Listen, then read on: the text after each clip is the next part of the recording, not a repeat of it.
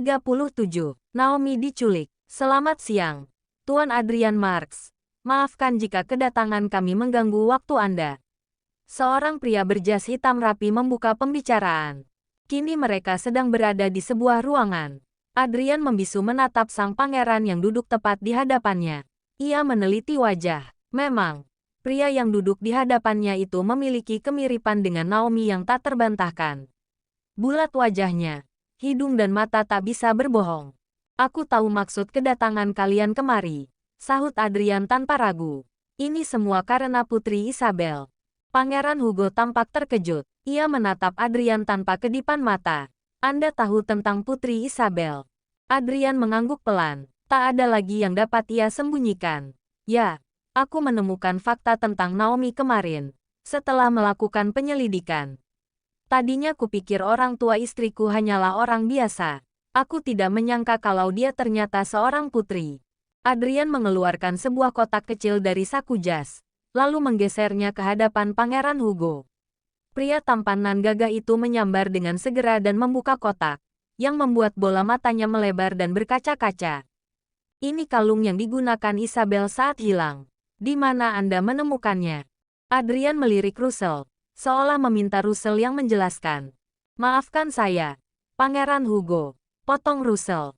Saya menemukan kalung itu di kamar pribadi Lara Claire. Saya juga sudah menanyakan langsung kepada Ken Claire. Tadinya dia tidak mau bicara. Tapi setelah saya memberi sedikit ancaman, dia akhirnya mengakui segalanya. Pangeran Hugo tak dapat menyembunyikan rasa bahagia yang memancar dari wajahnya. Berarti Isabel benar-benar masih hidup. Nona Naomi Claire adalah putri Isabel. Pangeran, jawab Russell. Dan Tuan Marks adalah orang yang menyelamatkannya dari Madame Leova saat dijual oleh Ken Claire. Pangeran Hugo mengusap ujung matanya yang basah. Kalau begitu, di mana adikku sekarang? Russell melukis senyum tipis. Dia sedang berkunjung ke makam orang tua angkatnya. Kami baru saja akan menjemputnya. Baiklah, mari kita ke sana. Aku mau bertemu dengannya. Tapi tunggu, ucap Adrian tiba-tiba. Apa kalian akan membawa istriku ke istana? Aku tidak akan melepaskan istriku. Dia akan tetap bersamaku. Keheningan mendominasi selama beberapa saat. Tuan Marks, kita bisa membicarakannya nanti dengan Pangeran Arthur dan Putri Helena, sahut ajudan Pangeran Hugo. Baiklah, aku hanya mengingatkan saja, jawab Adrian. Tanpa mengulur waktu, mereka beranjak keluar. Baru tiba di lobi. Ponsel milik Adrian sudah berdering. Pria itu segera mengeluarkan ponsel dari saku jas. Tertera nama Laila pada layar, membuat Adrian langsung menggeser simbol hijau untuk terhubung. Ada apa? Laila, Tuan, tolong kami. Suara Laila terdengar panik, membuat Adrian menghentikan langkahnya. Apa yang terjadi? Tanyanya ikut panik. Sudah muncul berbagai dugaan buruk dalam benaknya tentang Naomi. Nona Naomi, Tuan, ada apa dengan istriku? Katakan cepat. Mendengar Adrian yang terdengar panik, Pangeran Hugo pun mendekat, diikuti beberapa pengawal kerajaan. Kami baru saja diserang, Tuan. Bruno dan Matilda terluka, dan Nona Naomi. Ucapannya terputus oleh isak tangis. Apa yang terjadi dengannya? Bentak Adrian semakin tak sabar. Mereka membawa Nona Naomi. Tolong cepat kemari, Tuan. Bruk, ponsel di genggaman Adrian terjatuh begitu saja. Mendadak sendi-sendinya terasa lemas. Russell segera meraih ponsel milik Adrian, yang masih terhubung dengan Laila. Ada apa? Laila, tanya Russell. Tolong cepat kemari, Tuan. Kami baru saja diserang dan Nona Naomi dibawa orang. Bruno dan Matilda terluka parah. Baik, tetaplah di sana. Secepat kilat, Adrian berlari keluar, diikuti Pangeran Hugo dan Russell. Mobil melesat cepat meninggalkan gedung kantor. Titik, titik, titik. Suasana semakin memanas di kompleks pemakaman saat Adrian dan Pangeran Hugo tiba. Sudah ada 2 buah ambulan di sana yang akan membawa Bruno dan Matilda. Keduanya terluka cukup serius, sementara Laila hanya mengalami luka ringan. Cepat bawa mereka ke rumah sakit, perintah Adrian. Pria itu menyorot Laila dengan tajam. Apa yang sebenarnya terjadi? Laila yang tak kuasa membendung air mata terus menangis. Kejadiannya sangat cepat, Tuan. Belum ada setengah jam lalu. Tiba-tiba saja kami diserang beberapa pria. Saya tidak tahu siapa mereka. Mereka melukai Bruno dan Matilda, lalu membawa Nona Naomi pergi. Tidak tahu sudah semarah dan setakut apa Adrian sekarang. Hilangnya Naomi membuat otaknya terasa lumpuh. Tapi siapa yang melakukannya? Naomi tidak pernah terlibat masalah dengan siapapun. Ujar Adrian masih dengan nada panik. Russell, kerahkan orang sebanyak mungkin untuk mencari. Tutup semua perbatasan kota dan lakukan pemeriksaan menyeluruh. Temukan istriku dalam keadaan baik-baik saja. Baik, Tuan. Tak hanya Adrian. Pangeran Hugo pun tampak tak dapat membendung amarah. Dalam keadaan panik ia menatap para pengawalnya. Sisiri setiap sudut kota ini untuk mencari Putri Isabel. Perintahnya, hilangnya Naomi menggemparkan tidak hanya di rumah keluarga Marks, tetapi juga di istana. Pemeriksaan dan pencarian dilakukan di mana-mana. Pihak istana telah mengerahkan banyak personil untuk melakukan penyisiran di setiap sudut kota. Sudah berlangsung semalam penuh, namun Naomi belum ditemukan juga. Dan dalam waktu singkat itu, berita hilangnya Naomi telah tersebar ke seluruh pelosok negeri. Ark, teriakan seorang wanita menggema setelah melihat tayangan televisi.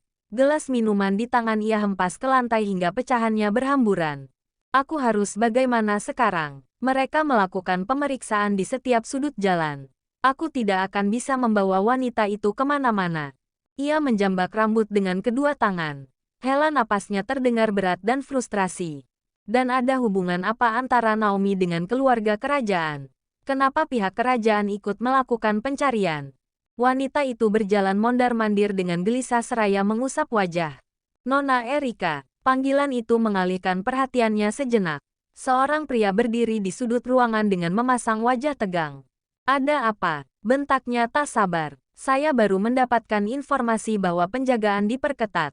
Kita tidak akan bisa keluar kota, karena pihak istana sudah mengerahkan kepolisian untuk memeriksa di semua perbatasan.